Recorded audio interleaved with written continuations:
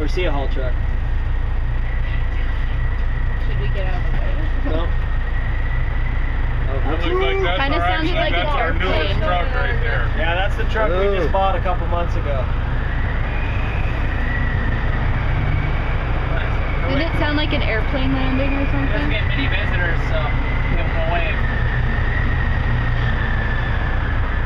So that's a Cat 60-ton haul truck. That one I think we just paid $1.3 million for.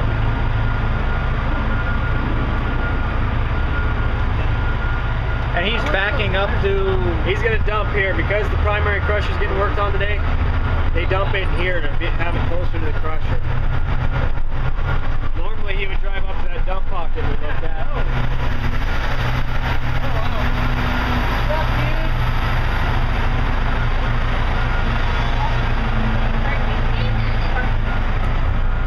You guys want pictures, now's the time to take them. Taylor, I got a video.